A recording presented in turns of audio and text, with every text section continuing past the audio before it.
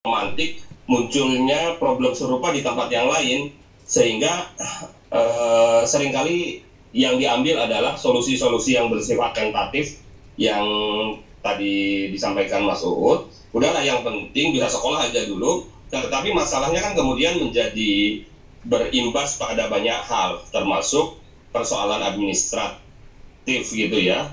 Hal yang sama juga kan sempat kita temukan di Semarang ya, yang ketika masuk ya sudah catat aja di salah satu agama gitu. Tapi kemudian kan menjadi bom waktu karena dalam praktiknya mereka yang menulis karena formalitas itu menjadi tidak nyaman karena menunjukkan identitas secara formal tidak sesuai dengan apa yang diyakini. Nah, ini yang kemudian kita sebut persoalannya menjadi persoalan sistemik. Nah, ketika persoalan Mas Uud dan teman-teman yang lain di sedulur sikap di penganut agama Adam itu dinasionalisasi, dinationalize, kemudian barulah ada respon dari pemerintah tentang bagaimana pelayanan terhadap kelompok kepercayaan dalam aspek pendidikan. Sehingga seringkali yang ditempuh saat itu berkaitan dengan local wisdom, cara-cara lokal sekolah masing-masing, karena mereka sendiri tidak punya guidance secara sistemik untuk bagaimana melayani pemeluk penghayat kepercayaan. Sekarang sebagai informasi saya kira sudah banyak kemajuan khusus untuk teman-teman penghayat kepercayaan. Ada guru-guru yang bisa memfasilitasi pendidikan penghayat kepercayaan ya di banyak sekolah termasuk di Jawa Tengah, meskipun mungkin di beberapa tempat belum merata ya. Bahkan kampusnya Mas Uud itu membuka program studi pendidikan penghayat kepercayaan yang outputnya adalah sarjana pendidikan yang siap diterjunkan untuk menjadi guru-guru penghayat kepercayaan di sekolah-sekolah gitu. Jadi kira-kira itu situasinya seperti itu, Bapak Ibu sekalian, yang menurut saya sekarang sudah sangat sangat maju, sudah banyak perkembangan gitu ya. Bahkan ada MLKI, Majelis Luhur Kepercayaan Indonesia, yang menjadi semacam majelis ulamanya penghayat kepercayaan. Salah satu tugas mereka adalah menyusun kurikulum pendidikan penghayat kepercayaan di sekolah-sekolah gitu. Oke, dari Pak Fadol soal bagaimana solusi atas persoalan kerukunan internal ya. Jadi kerukunan internal selalu memiliki situasi yang lebih pelik ketimbang kerukunan eksternal. Saya kira itu masalah dimanapun ya. Misalnya teman-teman Kristen itu, yang Kristen ya bukan Katolik, itu juga sama. Mereka tidak mudah untuk duduk berdampingan dengan sesama penganut Kristen karena beda denominasi misalnya. Nah, tetapi saya pikir kita bisa membedakan antara kebebasan untuk meyakini agama, mengekspresikannya, dengan bagaimana ekspresi tersebut kita tempatkan di ruang publik. Kalau di ruang privat, bolehlah siapapun meyakini apa yang diimaninya, dan yang sama mungkin memberi batas yang tegas terhadap penganut yang lain, menganggap yang lain itu mungkin ajaran yang tidak sesuai dengan iman mereka.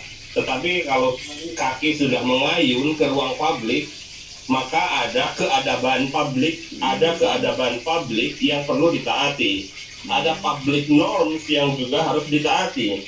Nah, itu yang saya kira belum clear di masyarakat kita, memilah mana ruang private dan mana ruang publik, di mana ada keadaban public civility yang harus dihormati.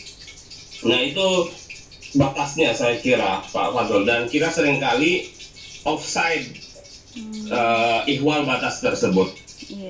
Itu satu dari Pak Fadol. Lalu ini pertanyaan tentang bagaimana jika di satu sisi siswa meyakini apa yang diimaninya, tapi di sisi lain ekspresi keyakinan itu berbenturan dengan aturan sekolah atau aturan pemerintah dalam pengertian yang lebih general. Kebebasan berekspresi, kebebasan mengekspresikan keyakinan keagamaan itu tidak absolut. Jadi kalau kebebasan meyakini agama itu absolut, tapi kalau kebebasan mengekspresikan keyakinan keagamaan itu sangat ditentukan oleh banyak faktor. Jadi dia tidak absolut dalam konteks ekspresi ya. Kalau dalam pemantauan saya dan Mbak Rofi biasa menyebutnya ada forum internum, ada forum eksternum. Saya meyakini apapun tentang Tuhan, meyakini apa yang saya imani, apapun bentuknya, sebagai forum internum itu sah. Tapi kalau kemudian yang saya yakini itu diekspresikan, berarti kan ini sudah masuk ruang publik ya, maka ia boleh dibatasi. Jadi kebebasan mengekspresikan keyakinan itu bisa dibatasi. Karena apa misalnya? Karena pertimbangkan kalau dalam pasal 28J itu kan dia dibatasi jika berkaitan dengan pertimbangan moral, nilai-nilai agama, keamanan, ketertiban umum, dan seterusnya melalui sebuah undang-undang yang dibutuhkan. Artinya dia tidak absolut. Jadi kalau misalnya Bro Martiningsih menegur anak itu yang atas nama keyakinannya tidak menghormat bendera, sementara Undang-Undang Dasar Negara Republik Indonesia itu misalnya ya secara eksplisit mengharuskan siapapun warganya menghormati simbol-simbol negara, maka ibu tidak melanggar. Ibu tidak melanggar. Jadi sejauh itu bertentangan dengan konstitusi, ya maksudnya kalau kemudian ekspresi keyakinan itu bisa dibatasi oleh konstitusi, dibatasi oleh undang-undang, nah pembatasan itu adalah pembatasan yang dibolehkan, tidak melanggar hak asasi. Nah jadi selain kita belajar tentang bagaimana menggambarkan hak berkeyakinan, beragama di satu sisi, nah di sisi lain kita juga punya konstitusi yang dalam dalam prosedur implementasi hak asasi manusia itu dibenarkan kita untuk melakukan pembatasan atas hak ekspresi atau hak mengekspresikan keyakinan keagamaan. Misalnya satu contoh lagi ya, ada satu denominasi dalam Kristen itu yang tidak membolehkan donor darah, gitu, tidak membolehkan donor darah.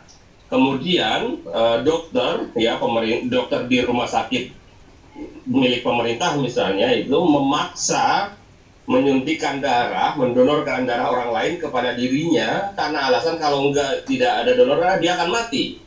Jadi karena ada alasan public health, kesehatan publik atau private atau individual health itu, si dokter itu tidak melanggar keyakinan sang pasien itu, karena itu dibolehkan. Nah seperti itu. Jadi menarik. Mungkin sekolah damai juga bisa ke depan akan berbagi dengan Bapak Ibu ihwal perkara-perkara yang fundamental ini. Saya kira itu, Mbak Rofi, tambahan dari saya. Oke.